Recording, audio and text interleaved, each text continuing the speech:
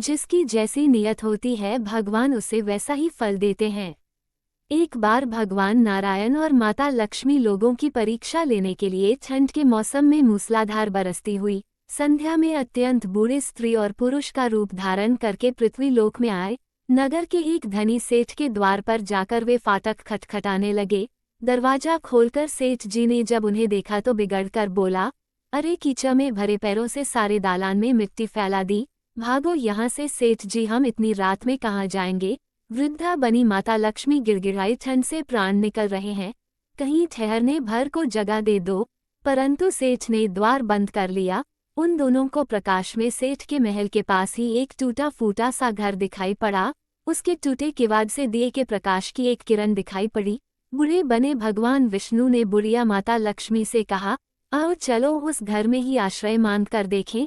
बूढ़ी बनी माता लक्ष्मी ने कहा, जब इतने बड़े सेठ ने अपने यहाँ स्थान नहीं दिया तो ये गरीब क्या देंगे, और ठहरने को जगह मिल भी गई तो रात भर में बिना ओढ़ने बिछोने के इन फटे भीगे कपड़ों में तो प्राण ही निकल जाएंगे।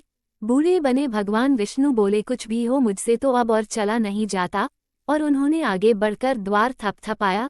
दूसरे ही क्षण हाथ में दिया था और मैली फटी साड़ी पहने एक स्त्री ने द्वार खोला। उन दोनों की दशा देखते ही वो करुणा भरे स्वर में बोली, हे भगवान, आप लोग इस अंधेरी रात में कहाँ भटक रहे हैं, आइए आइए भीतर आ जाए। उन्हें सहारा देकर वह भीतर ले गई। छोटी सी कोठरी में दो टूटी फूटी चार पाया पड़ी थी, उनमें से एक को खाली करके स्त्री ने उनसे बैठने को कहा। दोनों के कपड़ों से जल निचोड़कर कोठरी गीली हो गई, परंतु उस स्त्री ने उसकी तनिक भी चिंता ना करके जल्दी जल्दी अंगीठी में आग जलाकर उन्हें तापने को कहा। फिर अरगनी पर से दो पुराने परंतु धुले हुए कपड़े लाकर बोली, बाबा आप लोग अपने भीगे कपड़े उतार कर लपेट लो। क्या करूं, मैं बहुत गरीब हूं, इससे इन्हीं दो कपड़ों में गुजर करनी होगी, आपके कपड़े में निचोड़ कर फैला दूंगी। उन्हें कपड़े बदलवा कर वह दालान में गई और दो पीतल की छोटी छोटी थालियां में बथुए का साग तथा बाजरे की रोटियां रख कर ले आए। माताजी, उसने वृद्धा से कहा, आज मेरे घर में यही भगवान का प्रसाद है। मुझे बहुत दुख है कि ना तो घर में घी है, नहीं दूध और ना चीनी। कोई बात नहीं बेटी, हमें तो ये भोजन बड़ा स्वादिष्ट लगा।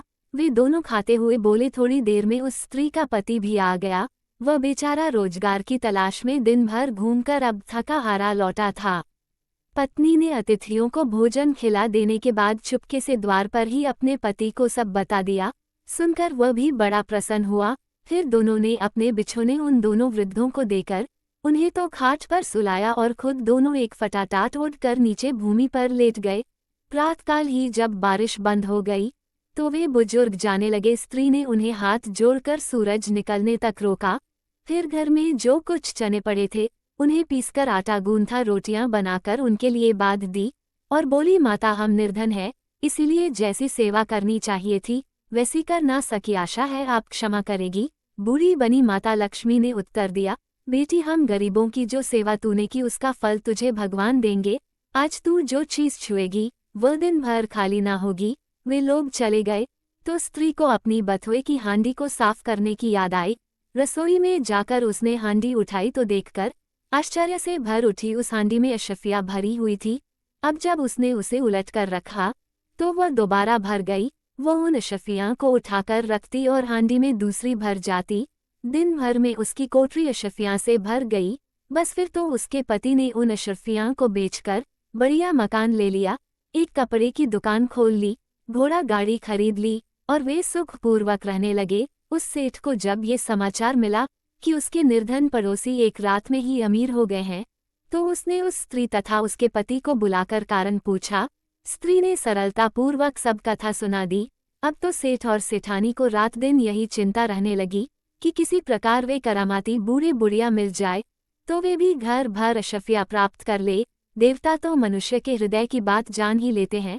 बस फिर क्या था, एक रात जब बहुत जोरों की बारिश हो रही थी और ओले भी पड़ रहे थे तो वही बूढ़े बुढ़िया फिर उसी सेठ के द्वार पर पहुंचे। द्वार पर खटखट सुनते ही सेठ ने बिजली के प्रकाश में से झांक कर उन्हें पहचान लिया और जल्दी जल्दी सेठानी को उन्हें लेने भेजा। बिजली बुझाकर एक दिया हाथ में लेकर सेठानी बाहर आई और झूठी ममता दिखाकर बोली, हाय हाय बाबा तुम कहाँ भटक रहे हो, आओ अंदर आ जाओ। फिर घर की सबसे टूटी चारपाई पर उन्हें बैठा दिया।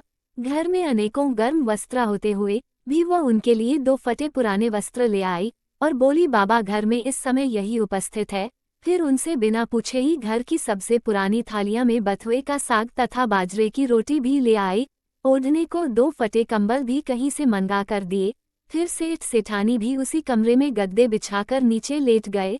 सवेरे ही जब दोनों बुजुर्ग जाने लगे तो सेठानी ने चना पीस कर रोटी बनाई और उनके लिए बांध दी और बोली, माता हम बड़े दरिद्र हैं, आपकी सेवा ना कर सके, आशा है आप क्षमा करेगी। बूढ़ी बनी माता लक्ष्मी ने कहा, बेटी जैसी सेवा तूने की उसका फल तुम्हें भगवान देगा। हाँ, आज तू जिस काम को हाथ में लेगी वो दिन भर समाप्त ना होगा। उन लोगों के जाते ही सेठ सेठानी में झगड़ा हो गया। सेठ चाहता था कि बथुए की हांडी में खोलूं और सेठानी चाहती थी कि मैं खोलूं। अंत में दोनों ने एक साथ हांडी पकड़ी। इस छीना झपटी में हांडी टूट गई और कमरे में बथुआ ही बथुआ बिखर गया। सेठानी झाड़ू लेकर कमरा साफ करने लगी। जब वो कमरा साफ करती तो कमरे में तुरंत ही बहुत सारा बथुआ फिर बिखर जाता। सवेरे से संध्या तक उसे कमरा साफ करना पड़ा। तो ठीक ही तो है, जिसकी जैसी नियत होती है भगवान उसे वैसा ही फल देता है। जय श्री हरि विष्णु। अगर वीडियो पसंद आई हो तो हमारे चैनल को सब्सक्राइब करें। धन्यवाद।